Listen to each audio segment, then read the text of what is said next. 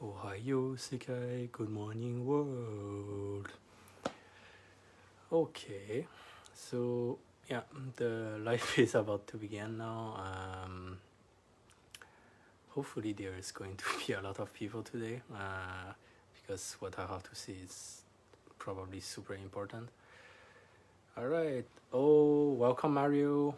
All right. So, before I actually begin this live, I would like to maybe make yet another self-introduction. So my name is Simon. You may know me as the alias Sensei from the Discord server. Welcome, Felix.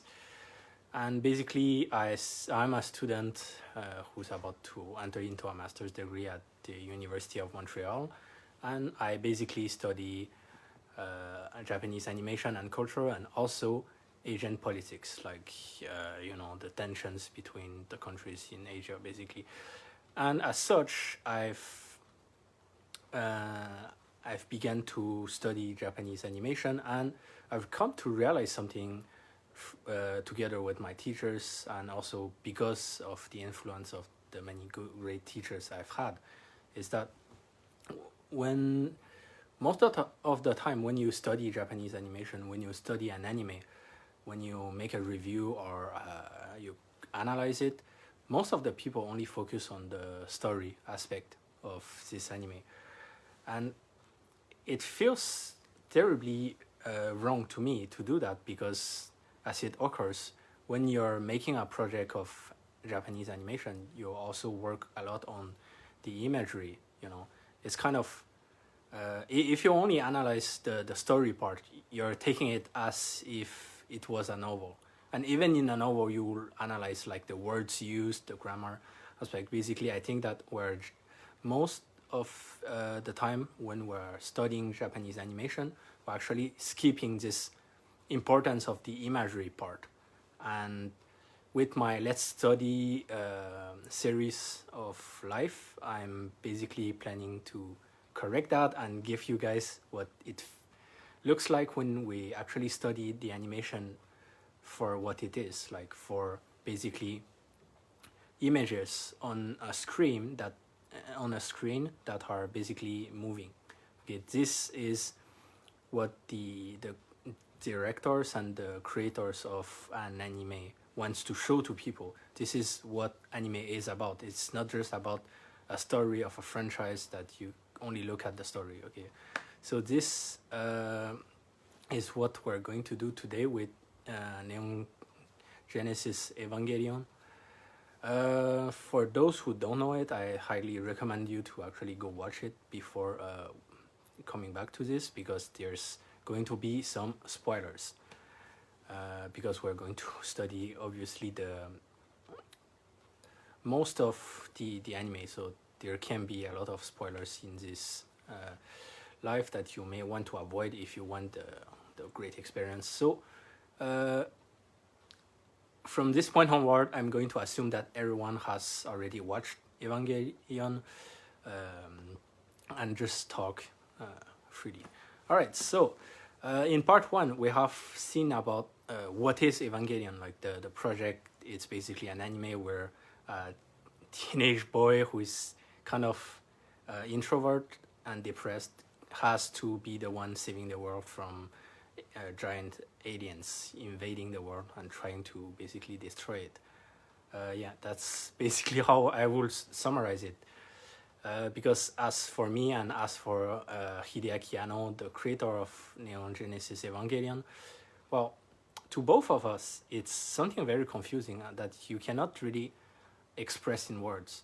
What Hideaki Anno makes of Evangelion is the most important. It is a work that has many aspects.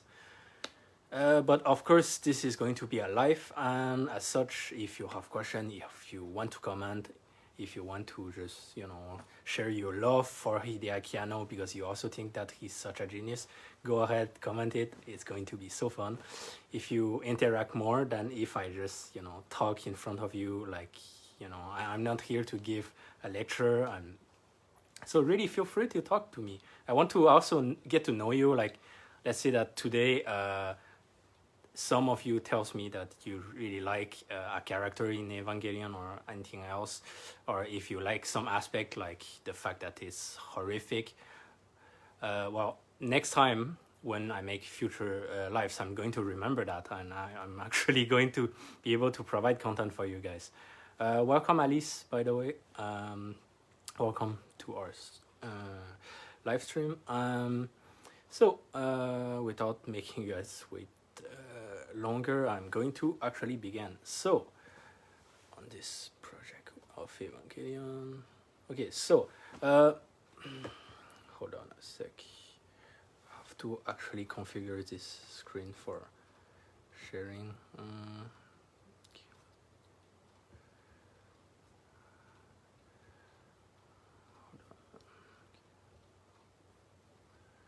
All right. Okay, all right.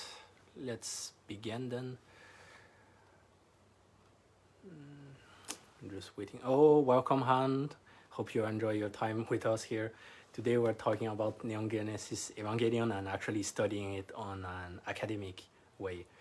Okay, so welcome, Maxime. I'm super happy that you're here. You're kind of the one person who's always with my life, so I'm really happy you're here today. So yeah, what is Evangelion? It's a project, okay, of many movies and also episodes. So it should go like in this order: Neon Genesis Evangelion, which is basically the anime adaptation that came first, together with a manga adaptation, by the way. Maybe for some of you it's very ambiguous, but actually unlike most anime adaptation of manga, Neon Genesis Evangelion is an adaptation of nothing. It's actually a project made to be an anime, because Hideaki Anno is an anime director. That's his career job. So it's not an adaptation of the manga. The manga was released a bit before the anime, but the manga is an adaptation of the animation, because the manga has lasted many years, while the animation was made like 26 episodes in the span of a single year. Like it was a weekly anime, like you're used to see now. So yeah, and then after the end of Neon Genesis Evangelion, what happened is that Hideaki Anno wanted to push this franchise further. Welcome, David, by the way. Today we're talking about Neon Genesis Evangelion. So yeah, after Neon Genesis Evangelion's 26 original episodes, Hideaki Anno wanted to experiment further. So what he did was take on new ideas and make another kind of ending for the end of Evangelion in a form of movie that will be essentially called the end of Evangelion. And then a decade later, he will eventually simply release Rebuild of Evangelion here, which is a series of movies made to be kind of an alternative story, like a sort of reboot, but there are continuations with the original franchise that I'm going to explain, not today sadly, but in the next life, because this Evangelion is such a big project that I have to make like many lives to explain all of it.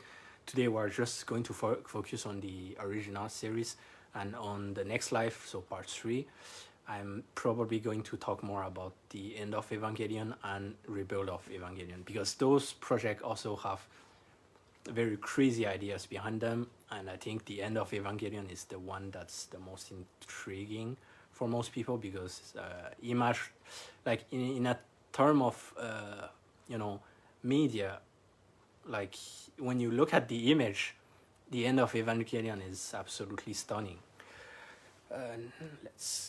So let's present our big boy here. Last time I already talked to you about Hideaki Anno, but basically he's the director of the anime. For those who knows the animated movies of Ghibli Studio, maybe some of you guys know about Hayao Miyazaki. Well, Hideaki Anno is basically like the student of Hayao Miyazaki, so he's like kind of the next generation. And there's been recent talks about Hideaki Anno becoming like the next director of Studio Ghibli. I'm not sure what's going to happen exactly, but yeah, he's basically in the same line of work.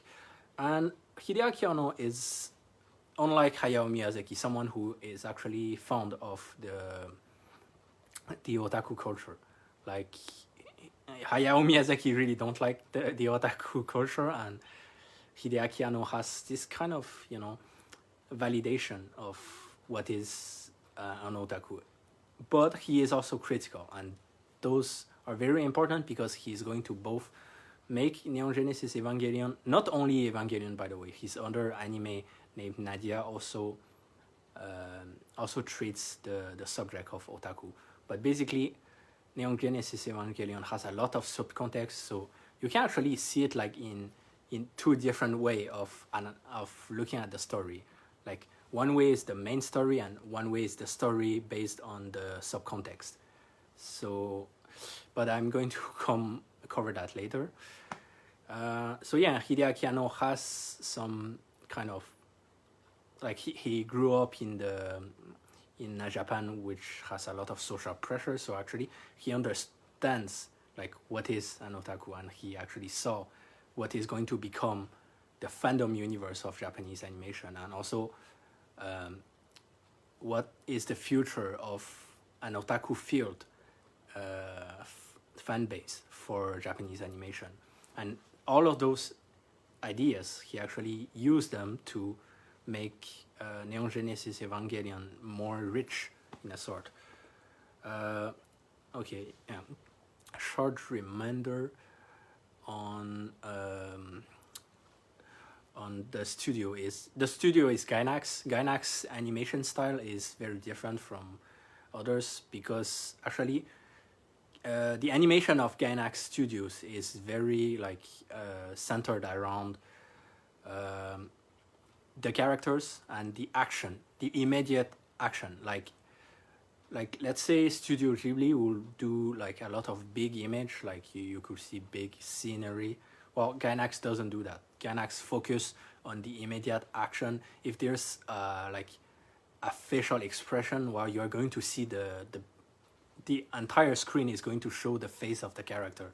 If you see some action, you're going to see the part of the character's body who is moving in that specific action. What I mean by that is, like, let's say that there's a fight going on and the character is like jumping, where you're going to have the entire focus of the image on the character's legs. And this may seem like very boring of a detail, but actually every single studio in Japan has their own specialties.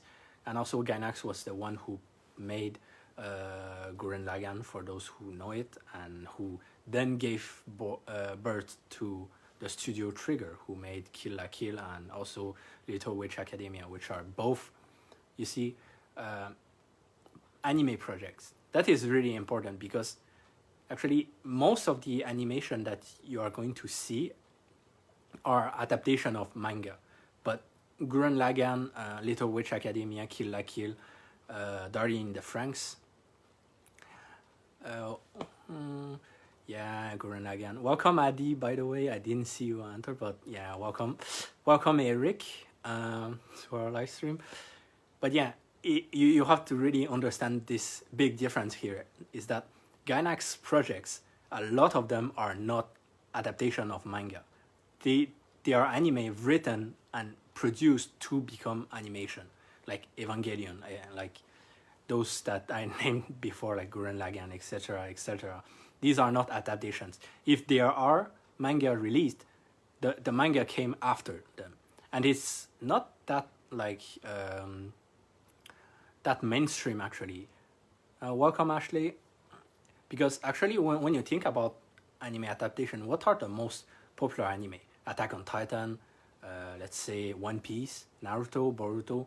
Those are adaptation of manga, which the Toei loves to do. But when it comes to real animation, I mean, you can see a lot more efforts of actually trying to like produce animation made to be animation, and when animation is made to be animation, you have to pay attention to how it is animated, because those details are stuff that the directors are always going to think about. Hold on, I just have to reconnect my screen again. Technical problem, huh? It's always fun. Should be fine now. All right, it's connecting again. So yeah, okay, just a bit of loading time. I hope you guys likes my round glasses, because that's like not my normal glasses. I just like the idea of having like cool Japanese style round glasses to look like a nerd more, which is totally fine, because you know, we're all kinds of nerds here, but I think this gives me like a different look than usual. Okay, so on the topic of the animation, okay, this is another person who is very influential, and I specifically wanted to talk about this person today, is Yoshiyuki Sadamoto. This person was the character designer for Evangelion, but also for for basically all the characters of Evangelion, but for other animes as well that I'm going to talk about later. So here you can see his signature drawing style. You can see like the kind of, in race hairs, there's kind of a white part that shows like difference of luminosity. When he makes his art, it looks a lot like painting. I feel like it's really similar to manga, because he's a mangaka. He's also the one who made the Evangelion manga, for example. He's the one who did that, but beforehand he had to design first the anime characters. You can see some of his signature style. This is playing with the colors and the light effect with the white parts, and also his signature way of drawing the character faces. Here too, and one more. This is in the manga. You can see that he can actually go into details, and it looks absolutely fantastic. So yeah, those are three of the other works that he has worked on. So first, the Neon Genesis Evangelion manga, and then FLCL, which is another anime produced by Gainax. But most importantly, this one, Great Pretender. Okay, maybe some of you know this, but it's on Netflix right now. It's really, really new. So the art style is, the animation is really new. The colors are vibrant, because it was released like some time, I think 2020 or 2019. Like, it's really recent, and Yoshiyuki Sadamoto was the character designer of Great Pretender. For those who has Netflix, I really recommend you to actually watch it and see if you can recognize the art style. So yeah, So today I'm going to actually focus on how Yoshiyuki worked on character creation. What I mean by that is how he came to start with this project, enter into Hideaki Anno's project to create characters, and how he is consistent with the idea of those characters.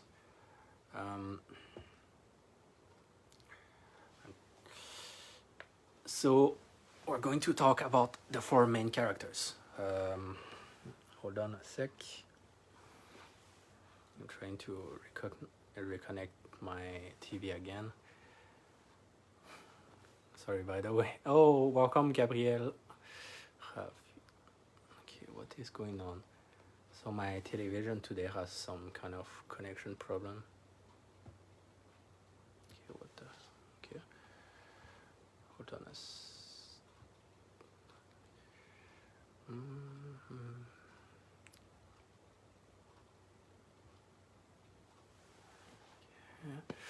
Okay, so what is going on here?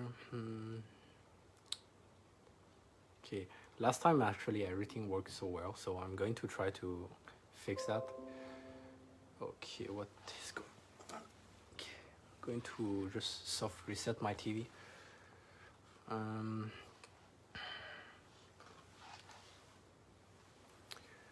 Sorry for the waiting, guys, by the way. This is absolutely not supposed to happen, but I'm kind of not a genius when it comes to technology, sadly, especially on the wireless aspect. I think maybe there's some interference. Anyways, okay, it seems to be working again. So let's resume our session. Hold on.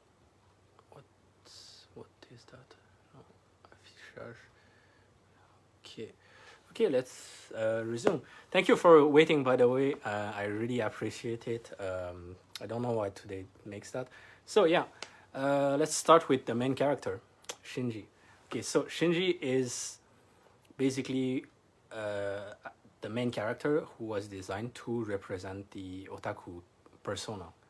Basically the mainstream otaku who were at that time, most of them were teenagers who were trying to escape from real world pressure and who found that, you know, anime franchises are really convenient of a way to practice this escapism.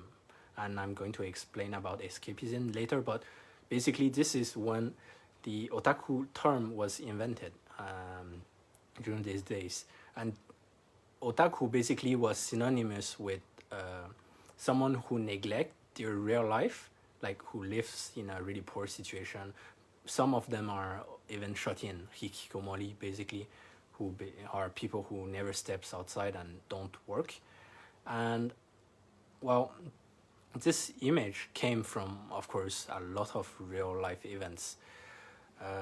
But otaku was synonymous with someone who was basically ruining their life because they would rather play video games all day and just waste their kind of real life to spend more time on escaping real life on places like video games, anime, where they could think about other things than their real life problems.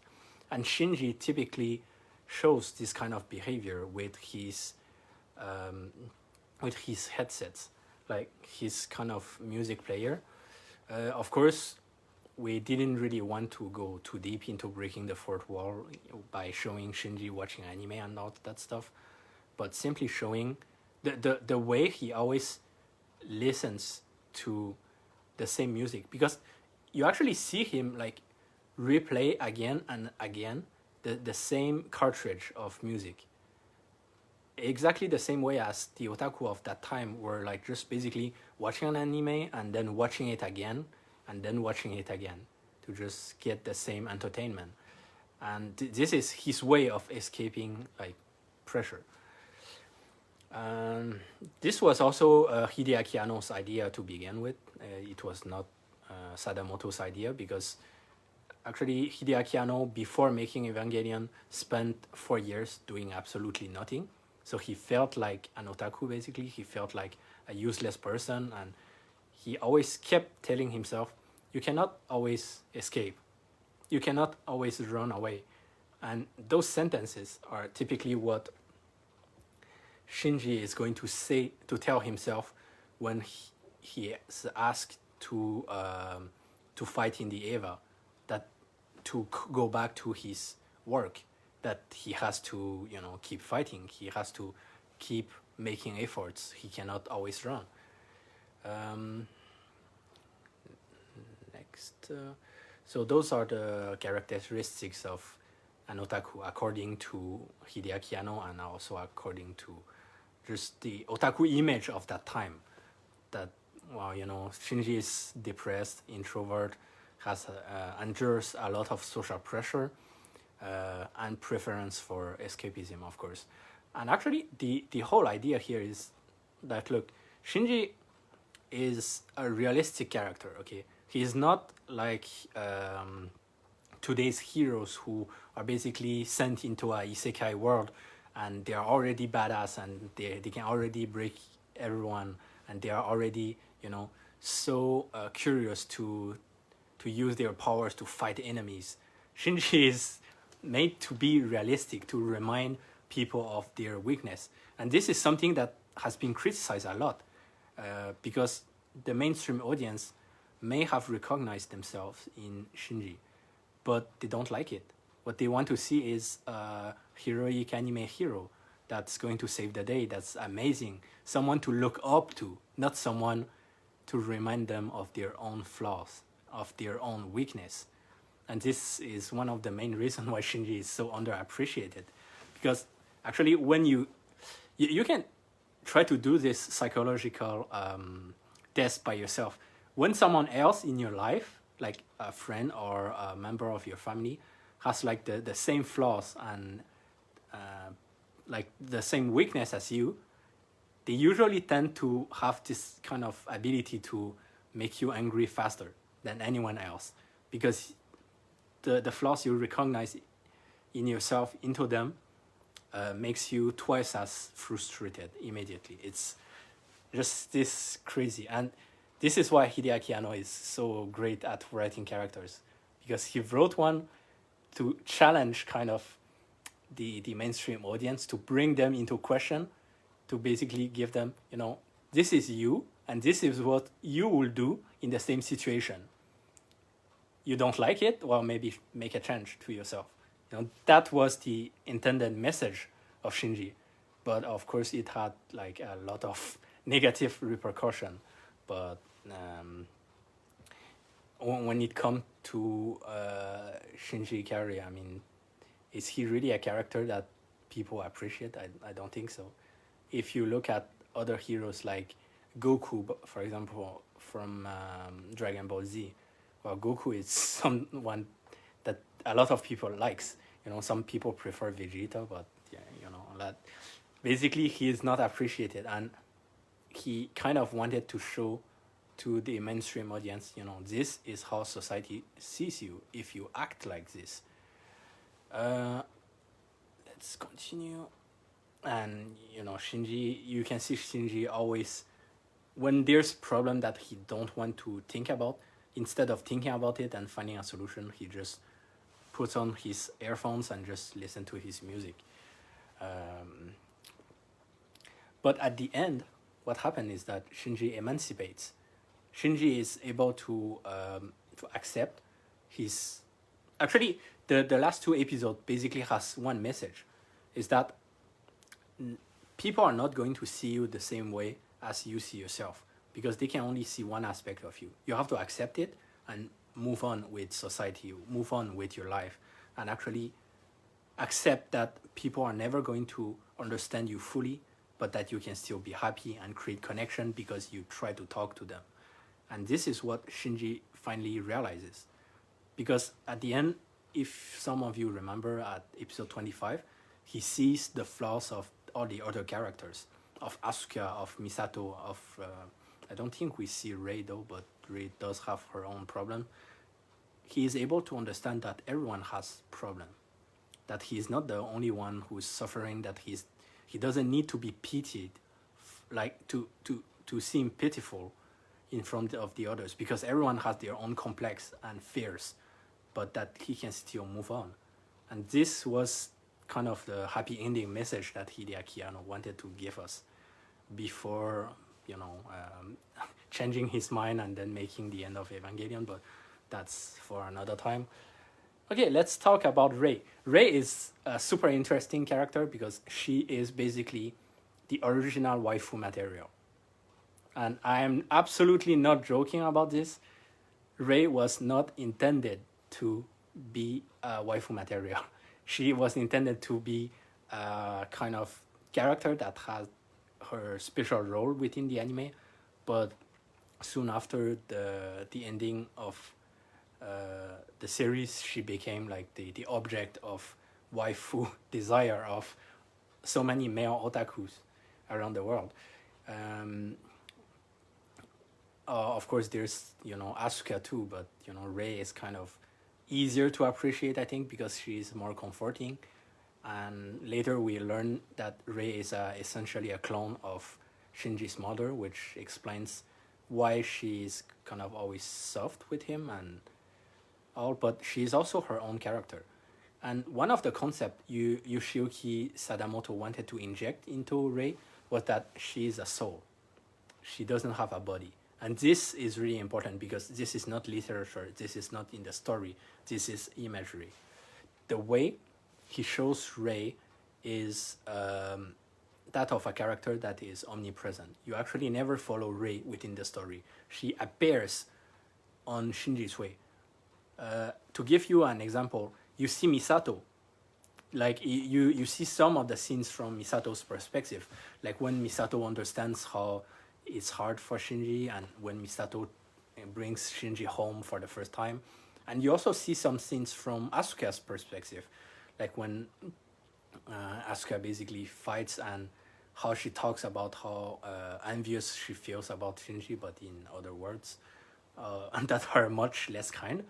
But you never follow Rei on an adventure. You never follow Rei moving from one place to another because she is a soul that is omnipresent.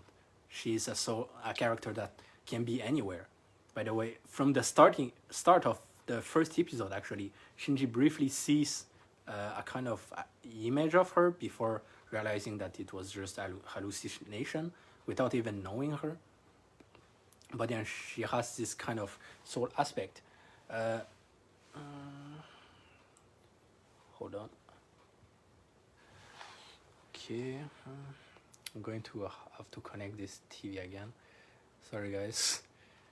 I hope you guys are going to take this more of a humoristic way because this is just so weird. Like every time I did this, it didn't happen. And then today it happened a lot. So yeah, affichage lire. So yeah, okay, we're back into it. So there's even this scene in one of the later episodes where you see a tank filled with Rei, which is a very confusing scene. This scene actually has two meaning. Actually, so you can see it two ways if you feel like confused about why there are so many clones. First, it's to emphasize on the fact that Rei is a soul. So basically she could be in any of those bodies, that her body don't matter. She's this soul character. And the other way is that she is artificial. She is not human like the rest. What I mean by that is essentially that at the end, Rei kind of disappears, right? And it's fine. And it's Asuka who is kind of staying. But basically, Rei is artificial. She is therefore not human. And because she is not human, she could be replicated. She could be like remade. She could be reborn. She could be anything the visual artist and the director of the anime decides her to be. I don't know if you actually understand my point here. Basically, she can be anything they want, and you don't have to attach yourself to her as if it was a human being. And actually, I think Hideaki Anno was very aware of this fandom thing with this worship from otaku into their characters. So he wanted, people to not necessarily see her as the as a waifu, because he wanted to distinguish her from the average human, from the real human, to show that she's artificial, that she's not real. Welcome, Valérien. So yeah, okay, hold on. What is going on here?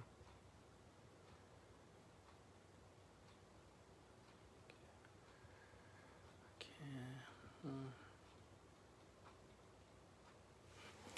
This is actually becoming a problem because I cannot show you guys the image.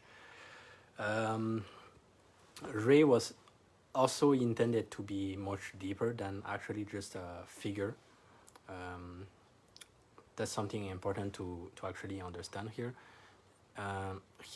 he wanted to both show that she's artificial and an anime character, but she also have depth.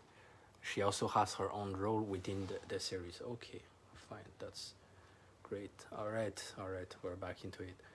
And there's this scene during the end of Evangelion where she is the one who appears everywhere to further emphasize on the imagery of her as soul. By the way, you just by the fact that her hairs are kind of blue white, like really pale, you can see there is also an attempt to further emphasize her kind of void aspect, her soul bodiless, empty aspect. Welcome, Jad. So yeah, let's move on to the next character. Okay, Asuka. So Asuka is basically the average female person that otaku comes to contact with. I will say it this way, because Asuka is basically how otaku sees women or girls of their own age. Because Shinji is 14, and Asuka is about the same, and teenager otakus, that's how they see women, like women, especially girls of their age who are much more serious, who seems to have much, they are more talented with real life, like they can basically do anything they want to accomplish, but most importantly they are smug, like they look down on the otaku people, and that's exactly how Asuka is going to act towards Shinji. But to push the reflection further, Hideaki Anno also gives Asuka some problems. He shows that she is in need of attention, she is in need of recognition, because of other people validating her own existence, essentially because of what happened with her mother. And this is shown like during the end of Evangelion. But he essentially shows that the girl that you Shinji thinks is smug and mean to you, she also has her own problem. She's not just a bully. She also has her own problem, and in no way she wants someone to be hurt, or she's not evil or anything. Because a lot of male otakus has this kind of very negative image of women in real life, and that's why they prefer waifu material, and that was a problem that that was very present in the 90s, also in the 80s.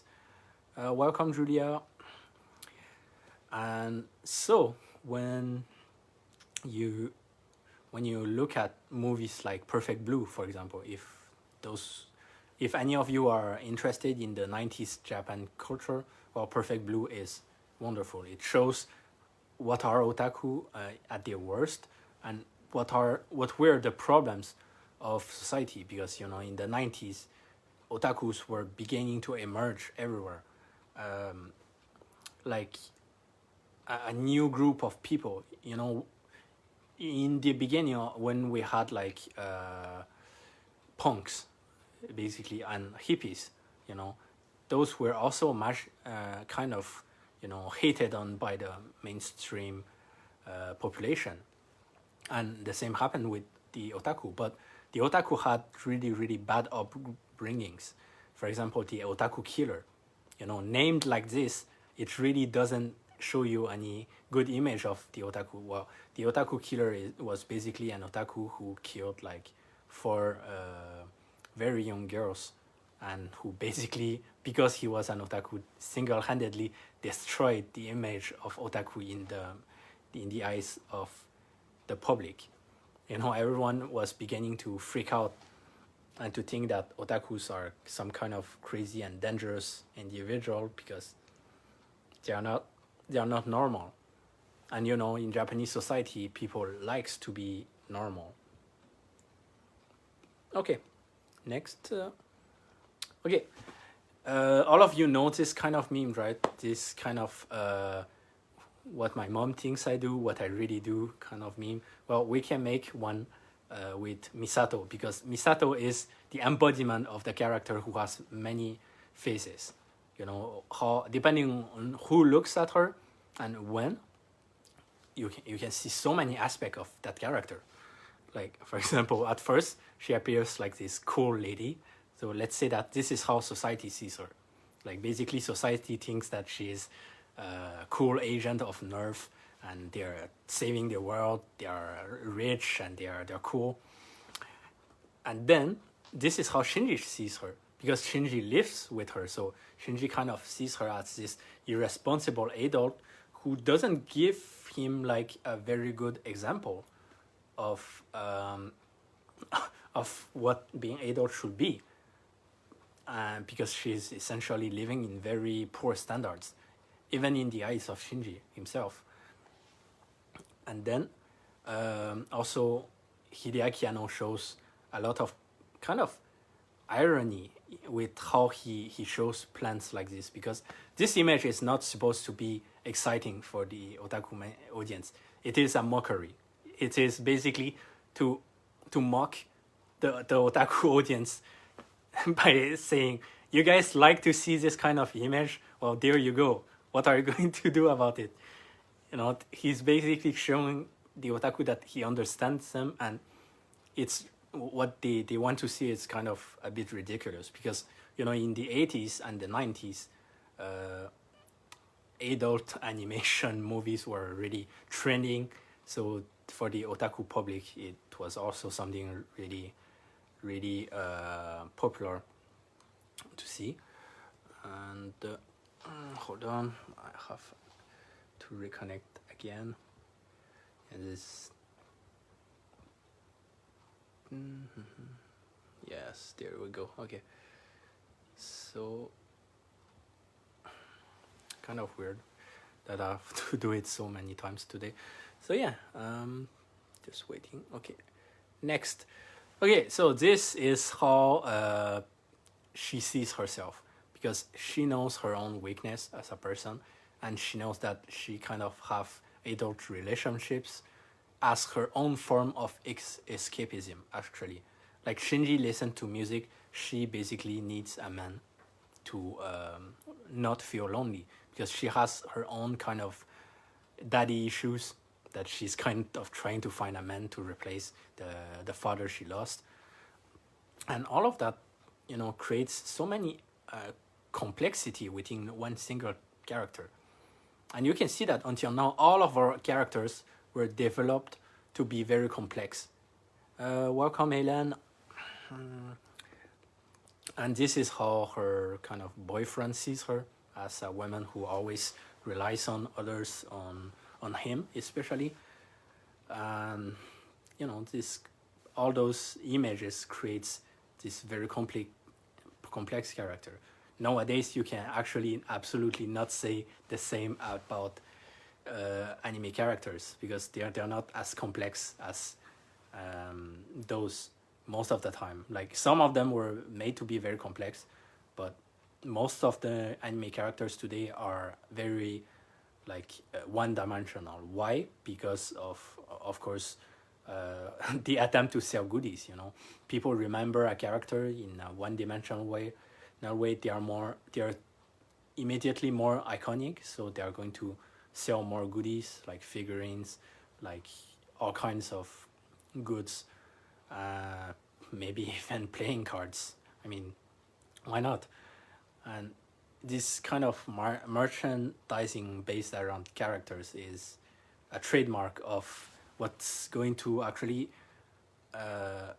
finance the entire Japanese anime industry, because, you know, producing an anime episode is not profitable if you are not going to sell a lot of DVD, a lot of goods, a lot of, you know, stuff to actually make it profitable. It's very likely that your studio is not going to hold very long. So yeah, let's move on. Okay, so for those who actually saw for those who actually saw the part 1, I ended the part 1 with an enigma, which is basically, why is the eye so important? Why do we see so many big images of the eye in Evangelion? And now I'm going to give the answer to this. But before, I'm going to say it right now. It's a bit like unsettling what I'm going to say. So, for those who are sensitive, I kindly invite you to actually maybe skip this part and not listen to this part, because it's going to be a bit gruesome because of all sorts of reasons. Welcome, Jean Simon. So yeah, why? Welcome, Catherine. So why is the image of the eye so important? Not because of what representation it has, but simply because of the visual representation of this circular orb that represents life for the author. And where it comes from, well, you can see that the eye is literally everywhere. Okay? You can see eye as the important part, and also to defeat the angels, basically you have to destroy their red kind of orb that looks like an eye. And it actually comes from this. This is a novel called, what's happening again? Come on. What is this? Okay, I seem to have another. Okay, so hold on. I just want to finish this live by giving you guys the full answer to the eye symbolics this time. It's going to reconnect again. Okay, great. Okay, we're on again. So, story of the eye. What is story of the eye? It's a horror story. It's extremely gruesome, written by Georges Bataille. Which story of the eye is a novel inspiration of Hideaki Anno. He actually read that before making the animation, and he wanted to kind of show a lot of reference to that. In Story of the Eye, basically, there's this kind of metaphor that eggs, eyes, and other kind of circular small objects are symbolics of one's life. The symbol lies life, like, because Story of the Eye is basically a torture story, and at the end, the person being tortured, when he dies, well, okay, very gruesome detail here. When he dies, his eye comes out of his body, basically. That was the entire metaphor used in Story of the Eye to show that he actually passed away from this happening. So it's a bit disgusting, but Hideaki Anno really liked this kind of imagery, so he actually took inspiration of it and inserted it everywhere. For example, in the end of Evangelion, when Asuka is defeated, well, it's her eye that she is, her eyes is being pierced, so she actually loses her eye as a kind of symbolic that she lost, that she is going to die. While the angels, to defeat them, you have to basically destroy their red or eye-like orb. And as such, he liked the eye image so much that he inserted eye images everywhere. When you start to look at how many images of eye are in Neon Genesis Evangelion, you feel like you're studying like a conspiracy. Like, oh my god, the triangle of Illuminati is everywhere. That's how you feel. Okay, it's just this funny. When you begin to see it, it's just that blatant how many eye image, and that's his kind of tribute to this novel that he really found interesting, I would say. I'm not sure he enjoyed it, because it's Story of the Eye is not really family friendly story, to say the least. So yeah, the eye is basically a circular orb that represents life. Welcome, Bud. All right, so moving into our next enigma, because actually before the next episode, because this is going to be at the end of today, I'm going to show you guys yet another enigma. So after the ending of oh bonsoir Marc, welcome Melissa. We're about to finish here, but it's okay. You can watch the ending, and also I'm about to introduce the super cool enigma for the next live. I hope you guys are going to show up next time and try to find some answers. I think it's really fun. But yeah, this is what happened at the end of the Evangelion anime. The Gainax studio was vandalized, and Hideaki Anno received like death threats by emails and letters from the fans. And you know, he is also already someone who is very creative and very like strong, I would say, because he is able to endure so much stress, but also someone who likes to experiment with the audience. So what do you think was his reaction when he received those death threats, when he saw the Gainax studio being vandalized like this? This is going to be my question for next time, for those who wants to answer maybe now, if you think you may have the answer, or for those who would like to think about it.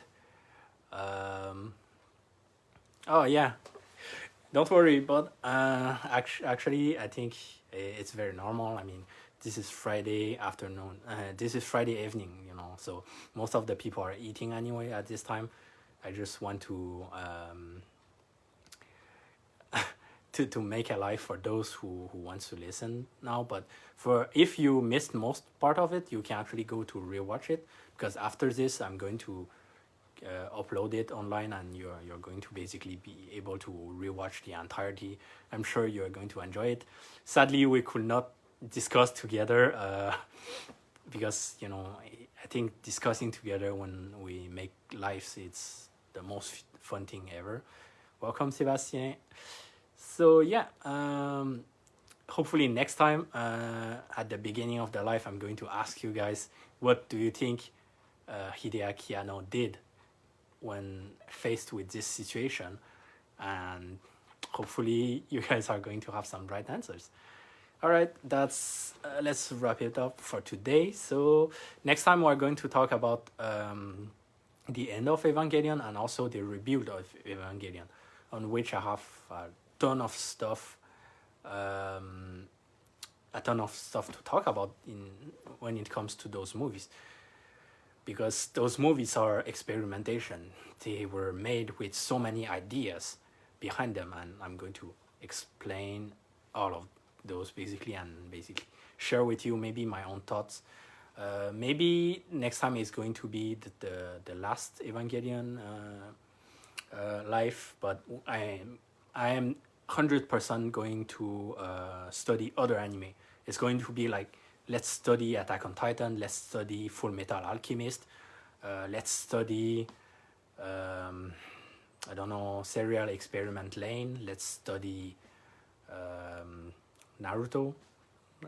You know, okay, maybe I may have spoiled some of the future project I intend to do with this Let's Study series, because I think studying animation for what it is, like moving images basically, is really important. You really have to look at the image and understand why the author made the image this way, and not just say, oh, you know, this story means that. You know, it's not just about the story. That is not anime. Anime is about how and why the anime director decided to do things this way. And thank you, Samuel, for listening. And yeah, thanks a lot for your compliment, Mark. I'm not sure if I should call you Bud or Mark, but yeah, thanks a lot. I'm actually really new to life, so yeah, thanks for your support, and thanks everyone here today to have stayed until the end and listen to me talking about it. And hopefully next time I'm going to bring to you guys much more fun material. I mean, next week I'm going to talk about Hayao Miyazaki. And Hayao Miyazaki is going to be a bit more fun to talk about, because Hideaki Anno and Evangelion are more about, you know, depressed stuff, and social criticism.